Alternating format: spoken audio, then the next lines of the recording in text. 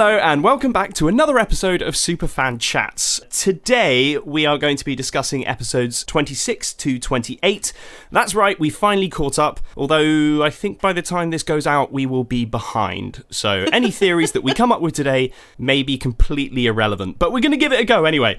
I'm Superfan Sam Oakes, and joining me today we have two other Superfans, Pippa and Hannah. Hey guys! Hi! Hello! It's lovely to be back.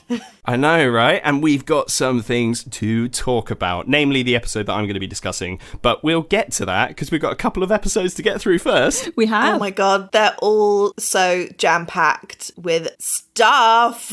Juicy. Yeah. So much backstory. So much backstory. And front story. Both stories. All story. Side story, all around story. It's just good. And like, honestly, one of the best guest appearances I've ever heard. But, you know, we'll get to that. All things in time. Yeah. So shall we crack on with the recap section of this then? We're going to be recapping the things first and then hopefully having a little bit of time afterwards to properly discuss things, to theorise, to full-on geek out. Who's kicking us off? Who took I'm going episode first. 26? I've got episode 26, which is called Miscalculation.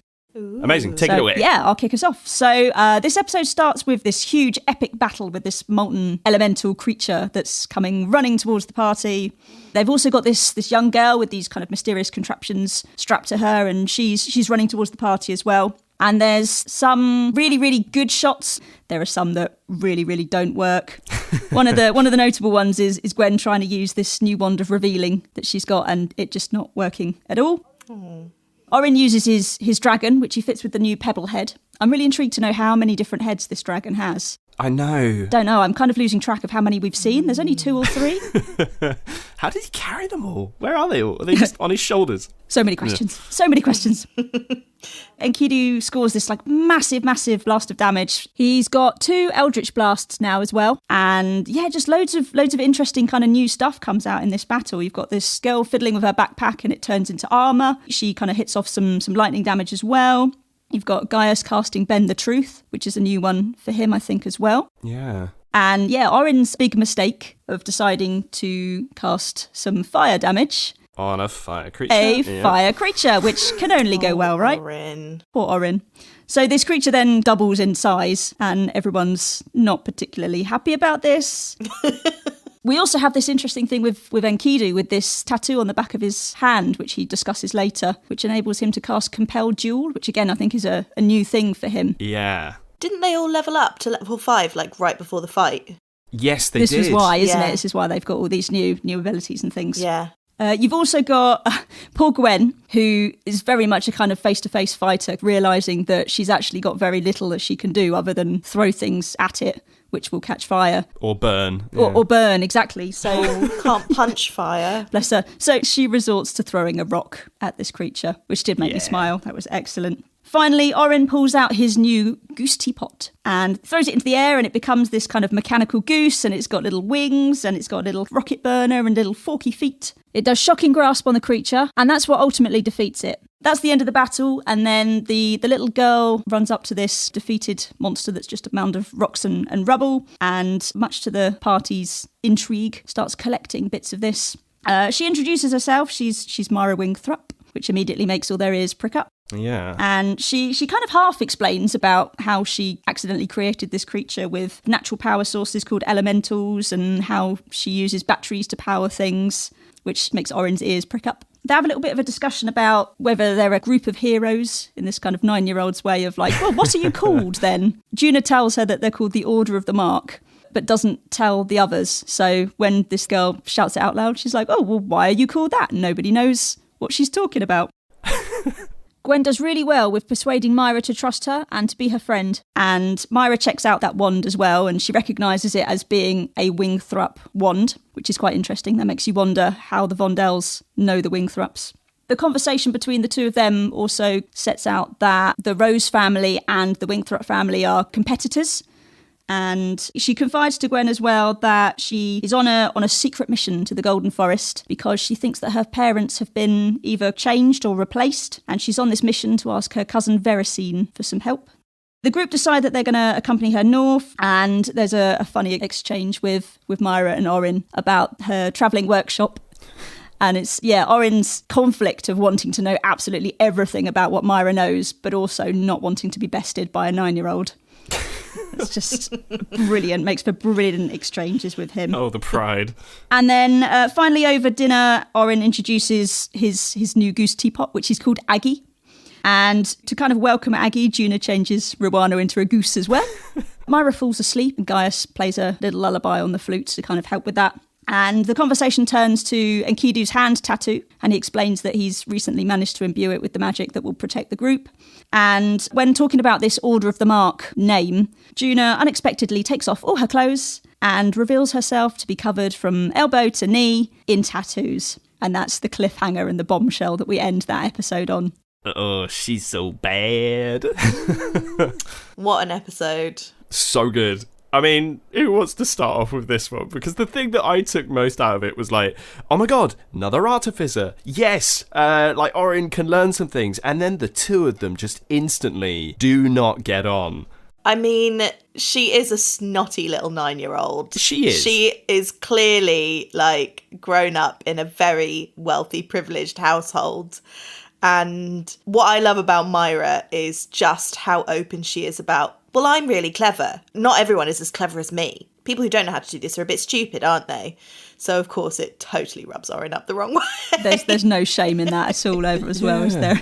I do kind of wonder if that is the family dynamic, though, because she does go on to explain it a little bit more in further episodes, and it kind of sounds like every person in the family has a responsibility. She's clearly been trained since she was very, very young to be this good by the age of 9. So is she more just like repeating the things that she was told when she wasn't getting things right? And, you know, Orin not quite being up to her standard, which just obviously gets his back up and an opportunity to potentially learn from each other.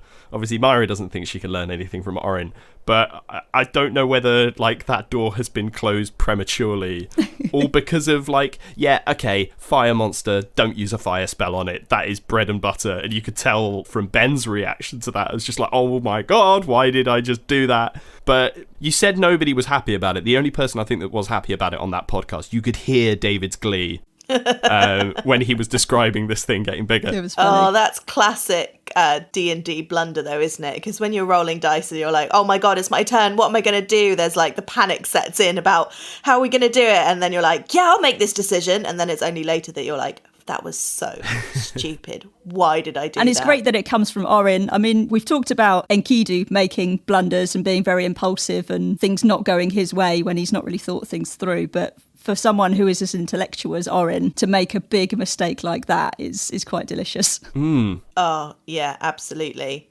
Also, I loved the introduction of fantasy batteries. Yes, yeah. Like, so clever. Well done, David. Genius. It just opens up, like, obviously when you've got a world full of artificers, there are going to be all kinds of, like, magical contraptions and that kind of thing. But the idea that, like, they can trap elementals to power things just opens up such a cool, steampunky fantasy vibe that has kind of lifted it from the sort of more, like, old school swords and sorcery, sort of slightly medievally ideas that I had in my head into a much more like fantasy industrial thing. Yes. So I'm really excited as to how this will influence the setting and influence the sort of sense we have of what the world is like. Because we're getting more of a sense of like how magic works in this world, because we've got the old magic that we saw with Ruana and the henge there, you know, that being very much ties to the natural magics of the world, and she had a very different magic type to everybody else. But it is this kind of idea that now there's created magic. You know, there will be things in this world that you're not going to see in the player's handbook or the Dungeon Master's Guide because they are powered by something else. You know, I don't know if you watch like Avatar and Legend of Korra and stuff like that, but the difference between those two series where you start to get magic being created so that anybody can do different things, and, you know, like, you know, what does that mean for the organizations? Like, you know, will the Hex be able to get more power because they're able to use these things that use elemental power, these power cells, compared to like the Arcanists, who are very old magic, and whether we'll see a bit more of a conflict from them in the future. Yeah, it's really exciting. Really, really good addition. Yeah, definitely. And that starts creeping in the next episode as well, just when you start seeing more of these gadgets appearing, sort of the closer we get to the Wingthrups. Also, the secret mission and Myra's Does she say in episode 26 what she's doing? She does, doesn't she? She tells Gwen, yes, but I don't think Gwen's told the others by that point. Yeah, that her parents aren't her parents. They've been replaced somehow. She doesn't really go into detail about this, though. She just says that they've been replaced or they've been changed, or I think the quote is, "My parents are not my parents." But she doesn't really explain how she knows that, whether it's something really kind of sinister or whether she's just... Yeah, it's definitely unnerving. She clearly is a very intelligent 9-year-old, and if her parents are so different to her that it would make her literally run away to investigate it. Yeah, and hide from the people that are following as well, looking for her. It's very ominous, and we've heard of body snatchers in this game. There's been a fair amount of that dropped in recently. Been a lot of people who are not who they seem to be. Faceless exactly. Footman, unresolved mystery. So annoyed by that. I think my question is, the mission, the thing about the progeny and there being something hidden in the Golden Forest. Yes. I did wonder whether Myra is that progeny. Ooh. Go on. Well, I haven't entirely thought that through, but given that she's, if they've changed her parents, maybe they've changed more of her family as well, and yet she seems to be the only one unchanged.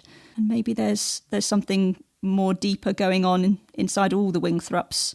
Adding another thread to our board of connections, our red string. Yes, give me a moment. I'm just going to update my my board.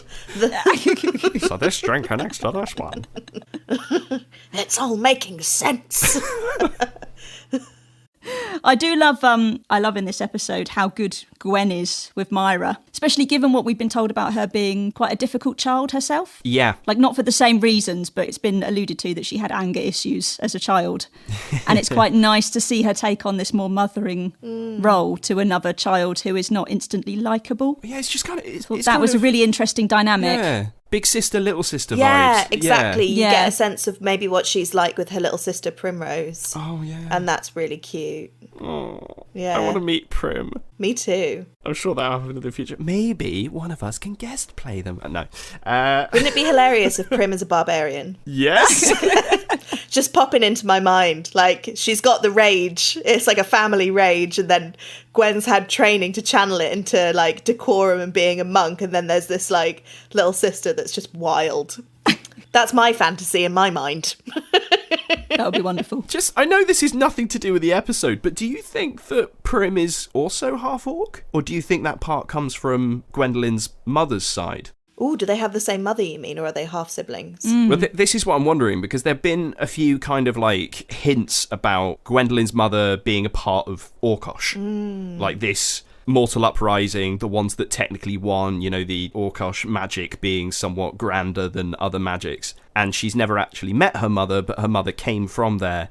Does that mean that the orc blood side of her comes from her mother's line? I did assume that, yeah. I mean, I think it was in the Red House when her mind was being read by Eovet, and she was saying she was trying to think about her mother, and then later there was a thing about her dreaming about a highway orc. Oh, yeah. I was assuming that was her mum. So yeah, I think you're probably right about that, Sam. Ooh. But that's interesting whether Prim is full sister or half sister, and so whether she'll be half orc or not. Yeah, that's not been confirmed or denied, has it? Ooh, something to look forward to anyway. Yeah. Curious.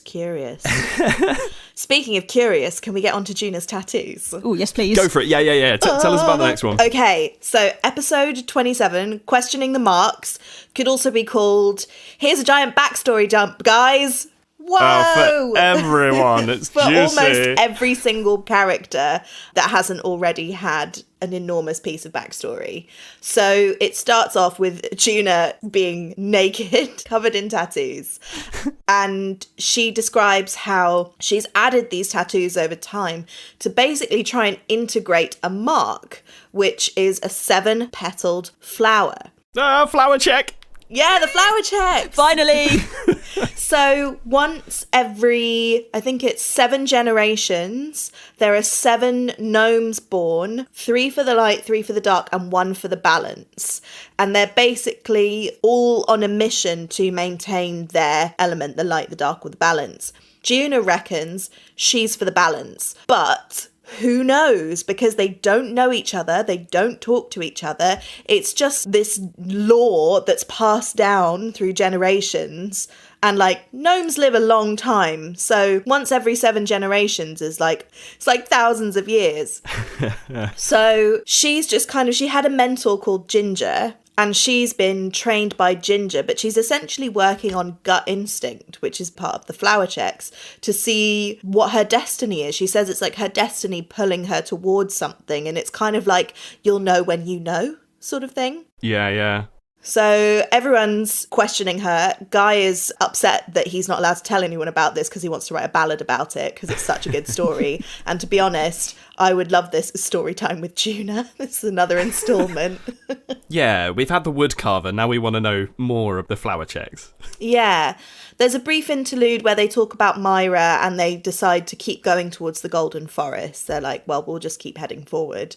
And Orin is very curious about Juna's marks because he has a mark on his arm and he doesn't know where it came from or how it got there. And it happened after he was barged off the roof when he was being chased. It just appeared and he's never been able to replicate the sort of magical incidents. I mean, it didn't stop him from getting hurt and busting his leg, but something happened. I mean, that's a pretty big backstory dump, but he's still holding his cards close to his chest. Oh, yeah. Damn it, Ben. It's a small little nugget of information for us to get excited over and then, close it up. Yep. And realise we still know nothing. Exactly, yeah. And it's a very Orin way of doing it, just sort of going, I'm just curious, Juna, about your marks, because I've got one. And it's like, oh. But it's very low key, like very tentative approach. And then it's very monosyllabic answers when they ask him questions about it. How very Orin. And then Gwen takes this opportunity to beautifully turn to Guy and go, Gaius, do you feel like you're marked in any way? And everyone cracks up, including Gaius, who starts laughing hysterically. And he takes off his mask. Turns out underneath is a huge amount of unnatural disfigurement, as he describes it. So something very violent's happened to his face. He's got no nose. One of his eyes has been gouged out and a little piece of that ear has been taken off. And that's on the left side of his face. And they realise when he takes his mask off that he's missing part of his left eyelid, which shows that his blue eye, as opposed to his purple eye, is a fake eye that's been very carefully painted. Oh. He doesn't say who did it. He just kind of says, they're bad guys. I got in trouble. I don't want to talk about it. But as with everything Guy says, you wonder how much he's actually telling. Yeah. Like, is this another one of his elaborate cover-up lies? They all take it at face value and no one flipping insight checks him. And I'm so annoyed. Yeah, because we've seen his charisma ain't that great. Right? You know, they could probably read him if they really tried. Right? They could really, dig into that and figure out, is he still covering? Is he telling another story to cover? So I'm not sure if his story of he's crossed some bad people like a gang and then his eye got gouged out by them is true, because it's so unbelievably violent the way he describes the scars. In a way that doesn't seem like a calculated sort of torture. It seems almost like frenzied and incredibly impulsive. So it feels like a mismatch to me, at least. But, the gang sort of take it at face value and reassure him that they love him and that they'll keep it secret and keep his identity secret. They all kind of decide to close the conversation there for the night. And Juna and Enkidu take first watch. Juna contacts Ginger, her mentor, using the sending spell. And Ginger says to just trust her actions and her destiny. And Juna hasn't heard Ginger's voice for a really long time. And she gets so hyped. She comes back to Enkidu. I don't think Vicky had ever heard. Yeah, well, she comes back to Enkidu and is like, what do you want to do, Enkidu? What do you want to do? Like, she's so excited by this. She feels like she's on the right path.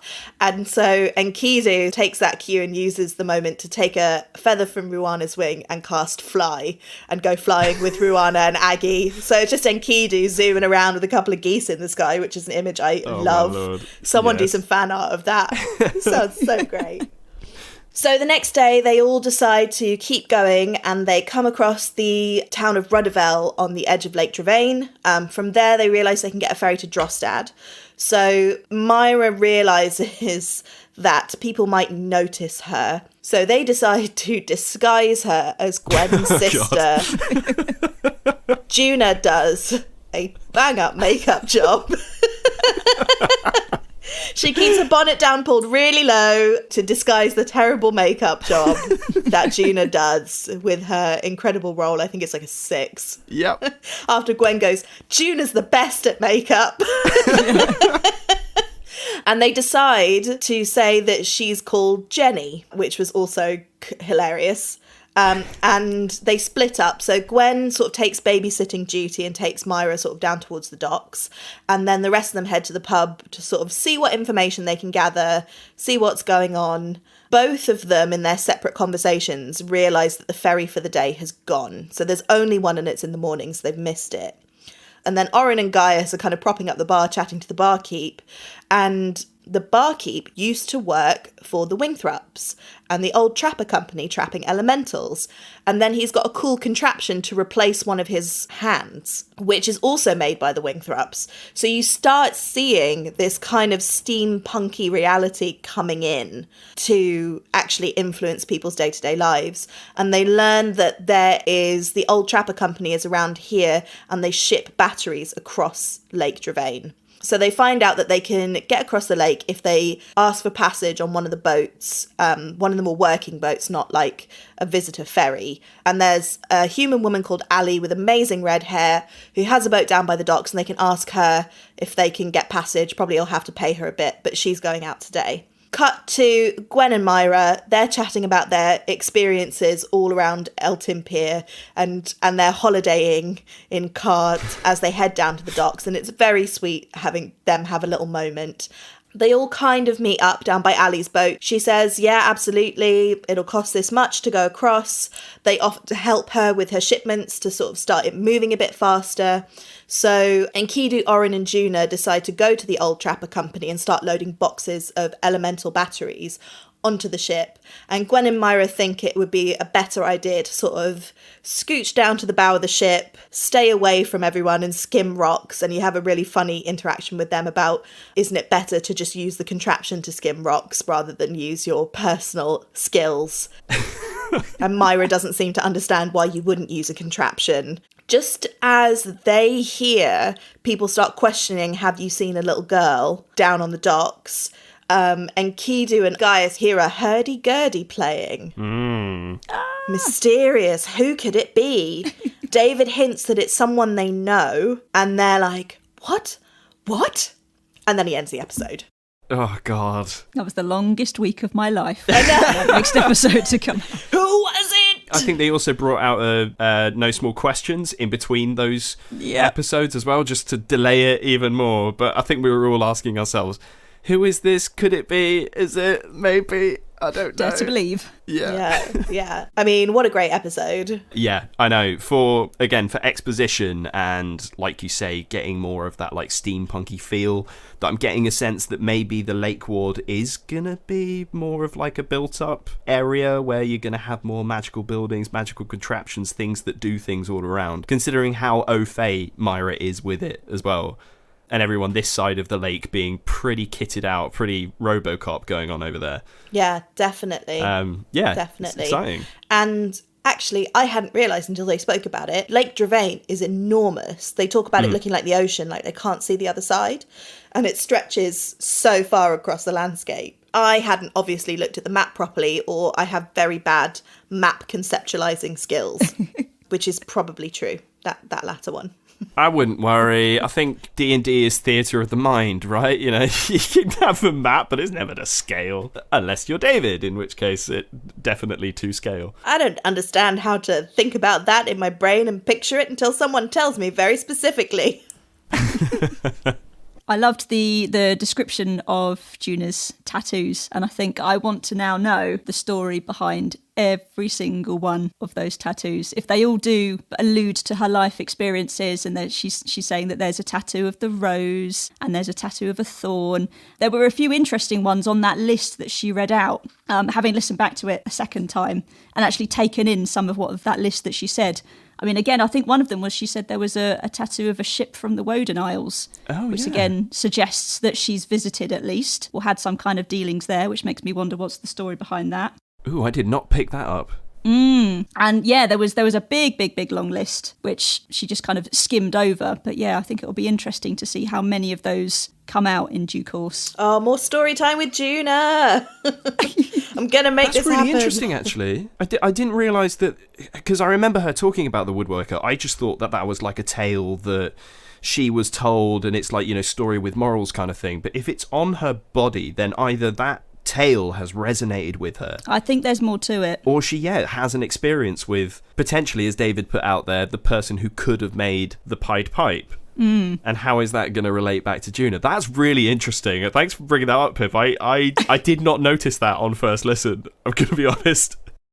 It was a really long list of tattoos, but that one, the ship, definitely pricked up my ears just because we know that's where Orin's from or has spent lots of time. So it's these subtleties, isn't it, that you just don't always hear the details in the listen, and then they pop out at you and you go, oh, hang on a second. Also, how does Juna know she's for the balance? She says she doesn't know, she just feels it. Yeah, but she has a feeling. I mean, I think she's playing Juna like a good version. But I don't know whether she's gone for balance because she does have moments of cheekiness and like moments of rage and flipping out, like we might see very soon. Maybe it's a kind of like, I hope I'm for the balance. I definitely hope I'm not for the bad. But yeah, it's quite an interesting one that it leaves it open-ended for David to craft. And based on the decisions that she makes in this game, you might get to the point where they reach the end of the campaign and he's just like, oh yeah, you're a bad one. Oh, I hope not. But the thing she says, the light and the dark, right? She doesn't say the good and the bad. She says the light and the dark. That's so true. We're automatically making an association that darkness is bad and light is good. But is it? Very true. And Twilight is the happy medium. This made me want to play Legend of Zelda Twilight Princess again. I'm playing a Twilight cleric at the moment, and they are broken. Ooh. They are so broken. This is completely off topic, but yeah, an Aasimar Twilight cleric, so they got like the radiant soul and everything. So good. But anyway, back to the podcast. Who is playing the hurdy-gurdy? I gotta hear it. Sam, tell us. Tell us. Are we moving on? Okay. Aptly titled episode 28, The Hurdy-Gurdy Hullabaloo. Yeah, so, Gaius and Enkidu, the first thing that they see, they're kind of drawn by the sound of this music, which is beautifully stuffed in there by David, and plays throughout the majority of this episode, just giving you like that pumped up feeling the whole way through. But yeah, they kind of go down towards the edge of the dock, the pier, where this music is being played, and they see a large bird named Reggie, who is jamming to the sound of the hurdy-gurdy, being played by a very recognisable halfling, with a blue moustache and matching afro. I think I was probably not the only one here who's just like, oh my god! And you even hear it in the players, because everybody instantly recognises this as the infamous Dwayne Fabulosa. Full disclosure, I flipped out. Right? Like, completely. You guys heard my voice messages. I was like, what? Yeah, we were messaging each other being like, we have to talk about this immediately. This is the best episode ever. It's definitely up in my top 3. But just the introduction of them, and the introduction of them as a player character as well, and what that was going to then mean for the rest of this episode. Blown away. But yes, the first thing is that Gaius and Enkidu like have this discussion about what are we going to do, and it's decided that they're going to try and delay him before telling Gwendolyn what's going on. So Guy goes over and he gives him like a couple of gold and basically says like, that was so good, play an encore, and I'll bring my friends along, basically to try and keep him there.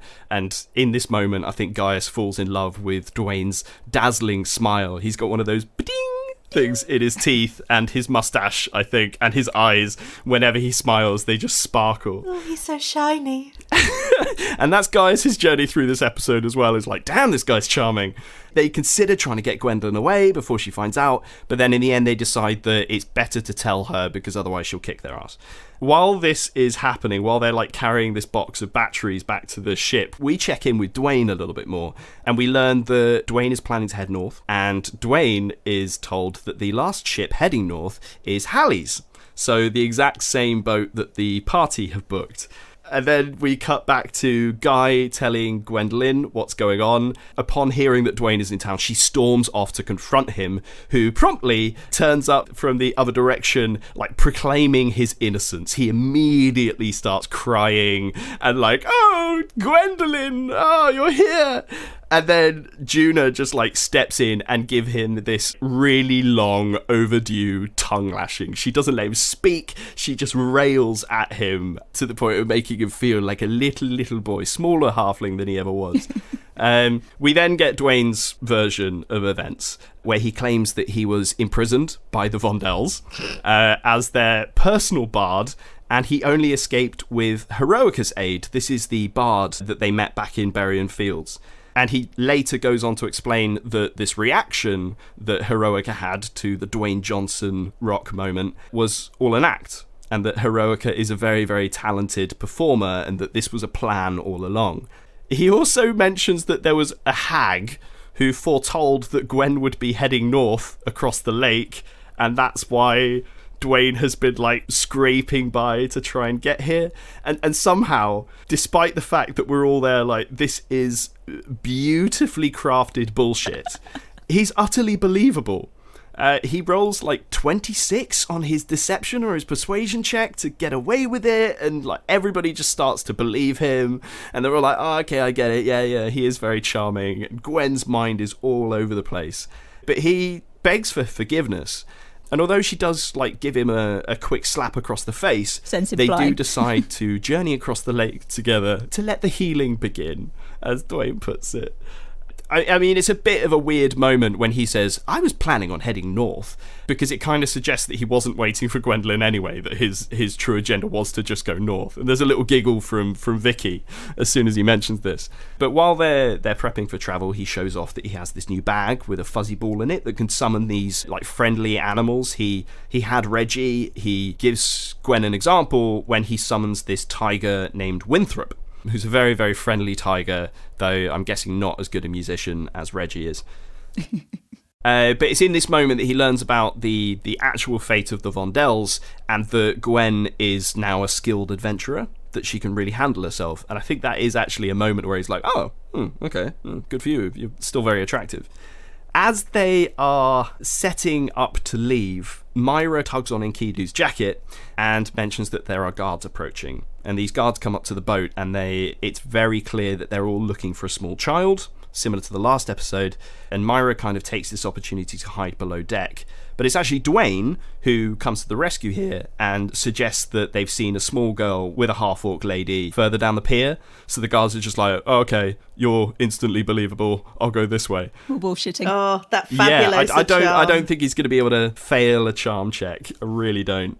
So with this, they get onto the boat and they start to head away from Rudderville. And it's in this moment, while they're all kind of like looking off the back of the boat back towards town, that Dwayne sees a familiar halfling named Arthur, who's just stood on the dock and staring at him, and then steps onto the water and begins to walk towards the boat. And you get this moment where Dwayne like completely flips out. He's like, I want to feel the rush of the lake, and like, tries to speed everything up. The boat changes direction to head like more with the wind, and looking back behind him, he sees Arthur just like turns and starts following in a direct line for the boat. Eerie as anything, so he kind of like, he settles down and he has a little cuddle with Winthrop up against the mast and just tries to hide. We get a really nice tender moment between Enkidu and Myra, who's clearly a fan of Gwenkidu, as are we all. Yes! But annoyingly is very quickly won over by Dwayne's proclamation of love, and she just completely laps it up. He's so oozing charisma in this moment. And while this is happening, I think while they're using some kind of like complimentary gym membership in this boat, you've got a moment between Gwendolyn, who admits to Juna that she's still very much in love with Dwayne. and trying to work out what that means for her. So after this, everyone meets up, because Myra takes a quick moment to basically divulge all of her information to Dwayne about what's happened with her family. Just comes right out and says it, that her parents are not her parents. And it's decided that the group should discuss it. She explains that she's worried about this test that would normally happen at the workshop that basically helps her find her role within the Winthrop family. She doesn't want to cheat, she wants to do it properly, but the fact that her parents are not her parents means that it won't be legitimate, and that needs to be dealt with first. So they kind of plan that they're going to go to the workshop, but first they're going to go to this character named Theracene, who Myra trusts and will be able to broach with this information about her family not being who they say they are. After this moment, Dwayne and Gaius both pick up this tune. Dwayne starts playing on the hurdy-gurdy, and then Gaius can't hold it in any longer, and he just has to join in, and they all have a good dance. And as Reggie is dancing with Gwendolyn, they're spinning together, and all of a sudden, instead of Gwendolyn, Dwayne sees Arthur again, this time on the boat, looking really, really sinister. He kind of lets out this shriek, and then it's no, that's the way we do it here. So, continue shrieking, and guys joining in. But Juna quickly does what she does best, and casts Detect Thoughts, and realizes that there is more going on, clearly scared of this Arthur character. So she confronts him about it, and this leads to a private conversation elsewhere, where apparently they're finding a barbecue, because there's also a barbecue on this boat, on this luxury yacht.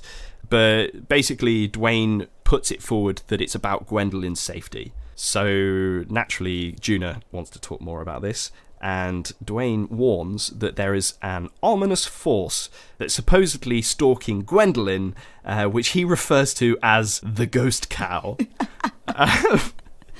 And as he's explaining this and giving this description, when he gets to the end of it, they both hear this cowbell ring out from near them on the deck, and running over to it, they find written in this, it's described as a tar-like substance, are the words, "Why did you leave me?" Which obviously raises some questions for Juna. But while this is going on, Enkidu basically walks over to Myra as you should play your cards a little bit closer to your chest. Don't just trust everybody with a smile. And Gaius has a moment to admit his infatuation with Dwayne to Orin, who then we get a little bit more information from Orin, who admits that he's more into the soldier type. And Gaius is just yeah, go on. But he's ultimately saved by the bell, because they all meet up for another group meeting. Gwendolyn comes down, and this time she's dressed to the nines, looking fantastic. And they discuss this ghost cow theory, and Enkidu's no, this is bullshit, I'm calling a stop to this now.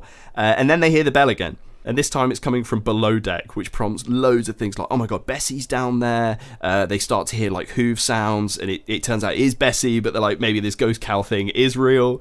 And they head down below deck to see Arthur in very corporeal form next to a box of these elemental batteries, and just literally with an armful of them drops them onto the ground, and they explode with this force that sends everyone, including Bessie, backwards. And we just finished the episode as these elemental creatures are starting to take form, which leaves us on a major cliffhanger. But what an episode! Oh my god. Oh my god. It blew my mind. Yeah. Full disclosure, I have been completely won over by Dwayne Fabulosa and the amazing Jeremy Cobb. Right? Yeah. Immediately, the sparkles are in my eyes. I am starstruck. I love him. Well, it's just we've got this impression of Dwayne through what Gwen has been saying about him, and clearly we were oh, okay, he's going to be charismatic. But the way that he was played and the stories that he told throughout the episode just made so much sense as to why she was so wrapped up in him. He played it perfectly. I can't stress that enough. And I'm so glad that it turned out to be a player character. Yeah. Because as much as I'm sure David had an idea for who Dwayne Fabulosa was going to be, it would still be based on stats. It wouldn't be as contested. David would still have to play the character. And at some point, the characters would have been able to see through all these lies, right? Eventually a check would have happened. And David talked about this after we recorded No Small Questions the other day. Apparently, they banded about a few different characters. And when Jeremy came up with the idea for playing Dwayne Fabulosa, that's it. David was like, no, you don't come up with any more characters. That's the one you're playing. And the way they built the character together was purely to suit this, like, this oozing charisma, this ability to lie and persuade as if they're one and the same thing.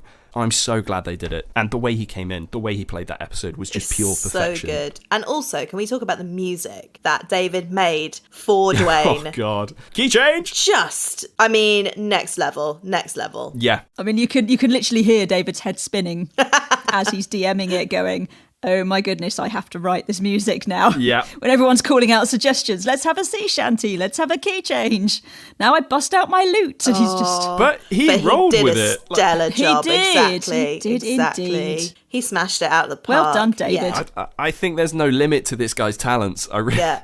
Props to David. He just takes it and runs with it, doesn't he? Continually manages to smash it out of the park every single time. I loved when Gwen re-encountered Dwayne and realised how tiny he was. Yes! Compared to her.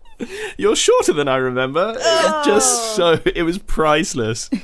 But I mean, So obviously... good. Gonna have to do a shout out to Three Black Halflings, which I've since been listening to. Obsessed. So he was always going to be a black halfling. There was also, if you haven't checked out the Instagram, there has been a photo posted which is taken from Hero Forge, where you can design your own custom miniatures. But there's a version of Dwayne Fabulosa on there, and it really ties the two together. Go check it out. Yeah. It's brilliant, and it just like yeah, that's who we were listening to. Massive shout out to that show, though. It's really good for people that are either seasoned veterans of role-playing games, particularly D&D in general, but it's for like little DM tips, Dungeon Master tips for people who are starting out. Don't do this instead.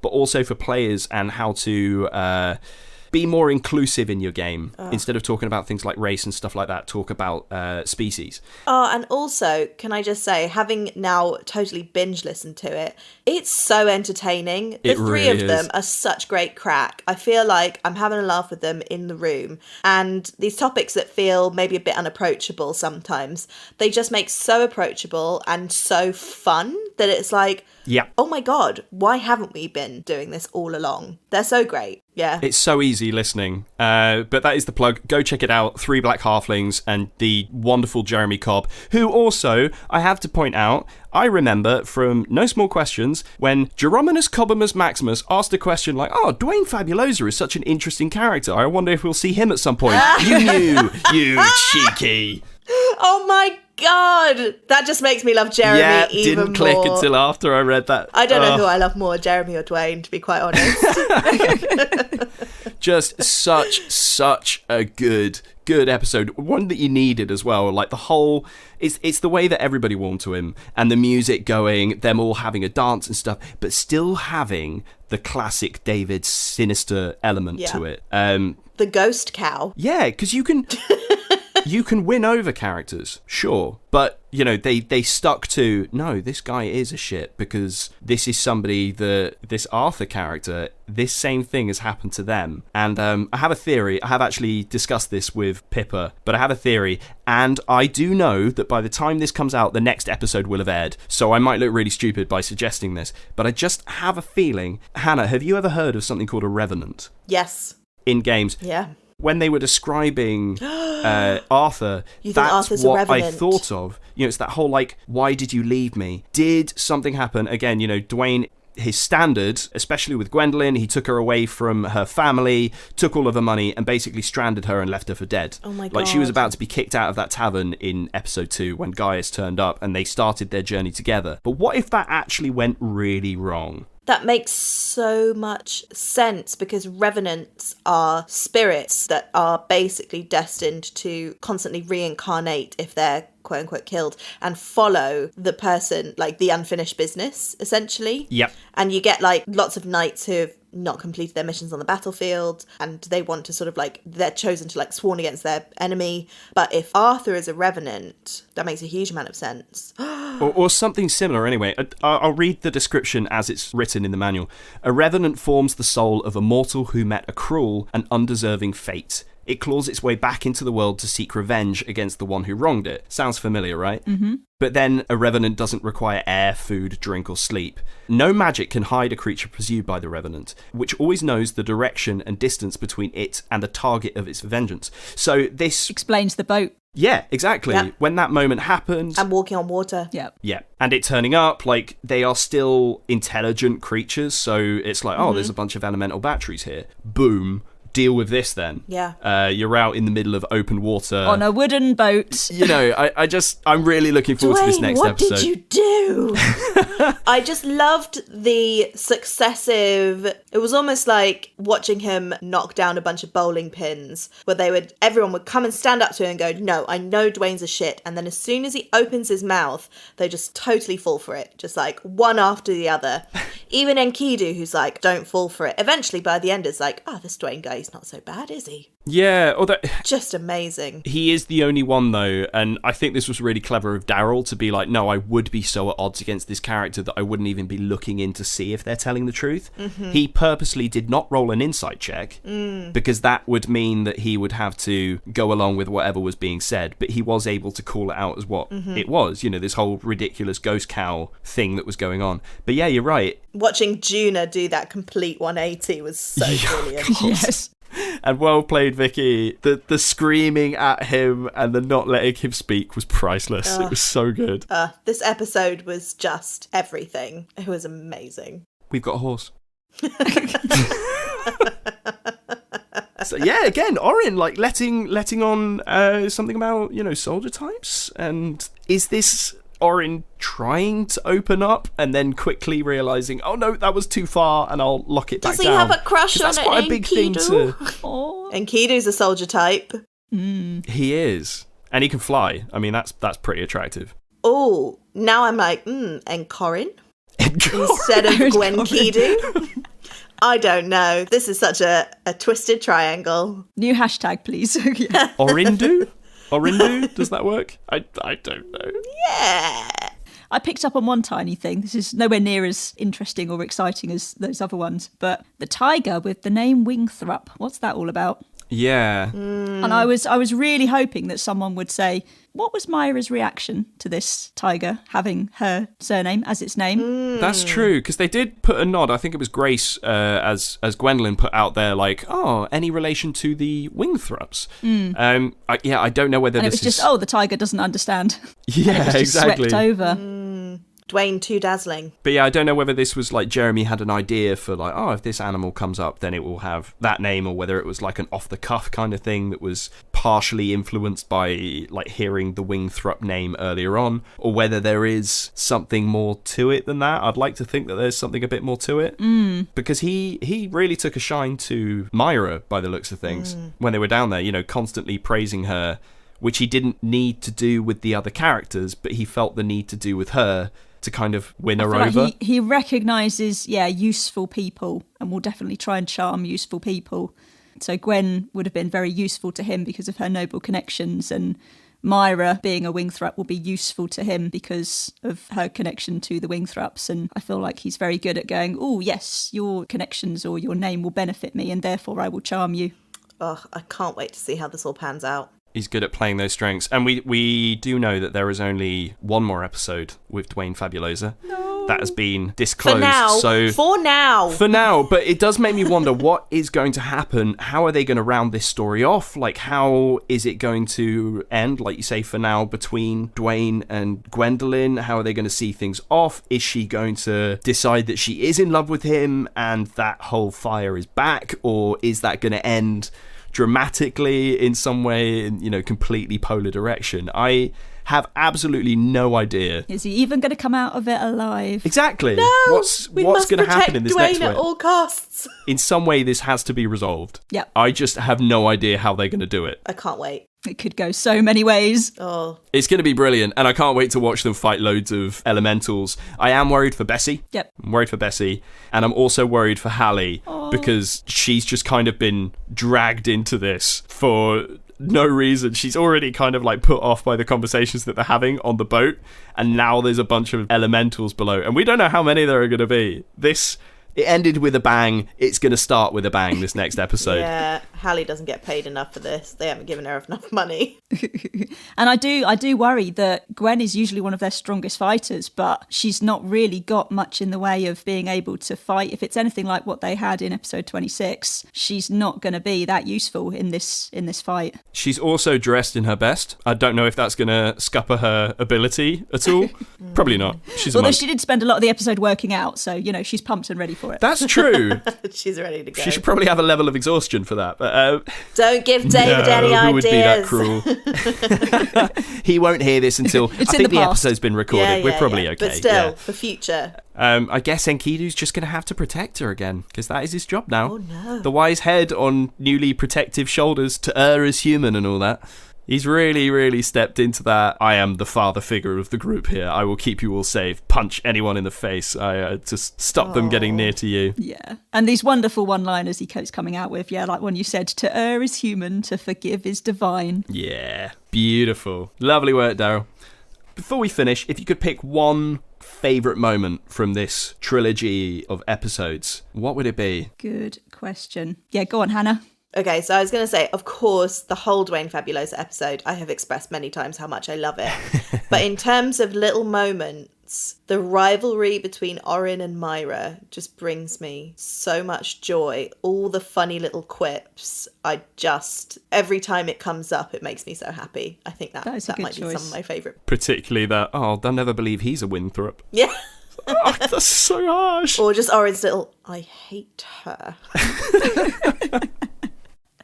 Oh gosh, goodness. I think I'm going to have to go with the so much backstory coming out in episode 27. Yeah. I think that was wonderful. And I enjoyed learning more about Guy, and Guy probably being more truthful than he's ever been, and revealing this vulnerability in this part of himself. And yeah, just them all sharing. They feel like they're on a much more equal footing now. Like, we knew quite a lot about one or two of them, and we knew next to nothing about the others. But yeah, they feel like they've all genuinely actually shared. Opened up a for the bit, first yeah. time. Yeah, that's my favourite. And for me, it is really tough, because in these 3 episodes, so many different things happened that it's hard to pick one. But the thing that has just stood out to me, and I've listened to this section, I'm not going to lie, about 5 times. It's the whole ghost cow bit, the description of it before, the sound of Juna just like lapping up all that information, the line, don't drink the milk. It's evil moo. The moo echoing across the moors or whatever it was. I was just like, yes, more. Classic example of actor just going off on one. But this whole idea that no matter what he says, if you insight check it, you're gonna believe it. And that for me was a favourite moment, and a real kind of like choice. Winning me over as a listener. I was like, yeah, I don't want this guy to die now. I want things to be resolved because I need this guy around. Yeah, absolutely. I've really enjoyed talking about these episodes. There's been so much to talk about. Like, can you imagine if we'd done this in a run of 6 and not goodness. actually had the time to discuss it? No, absolutely not. There's no way we would have been able to do that. Just so much to discuss. They're too good. Yeah. But at time of recording, only a couple of days to go now until we actually find out what is going to happen. So until the next time that we can get around this call and discuss things, really hope you enjoy the next couple of episodes. Let's meet back here in 3 and do the same thing. Yes, please. Sounds good to me. And to everybody who is listening, if you've liked what you've listened to, please consider, if you haven't already, liking and subscribing to the podcast, because we love it. And every little bit of support just helps other people find the podcast, gets more listeners in, means that we can release a little bit more content. And also, if you haven't already, but you would like to consider funding the show, helping them out with monetary gifts, there are Patreon packages that are available. And I myself recently signed up to the top tier because there's just, I know, there's a little gem on there that is basically play at the table with David as your DM. And having experienced that in the past, I was like, yes, definitely sign me up. But even that top package, it's only 15 quid. That is the maximum package that you can go for. So that's 15 quid a month, which might be a little bit too much for some. I'm not sure. No. But in terms of like not that for what being they're the maximum. offering. Exactly. And like the stages below, you know, there is so much content for all of those joining us on No Small Questions in the audience. And, you know, for such a small amount of money, you are funding something that you love. And it means that they're able to continue releasing gold. So yeah, do consider at least having a look. Maybe click on the little teaspoon package, which is only £1 a month and gets you a bunch of benefits. You can see how much you're enjoying it, how much you want to support it anymore.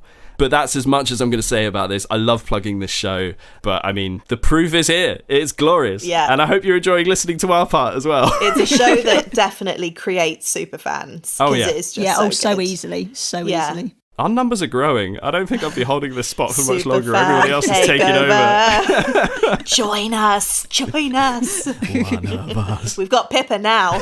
Yes, I've infiltrated. I'm here to stay. This has been great. I can't wait to do this again with you guys. Yeah, absolutely. I've really enjoyed it. Right, it's time to say goodbye. We're doing the 3-word or the one? Okay. None for now. Oh, we're getting really good at that. Yes, a none. That's the best one yet. We said that last time.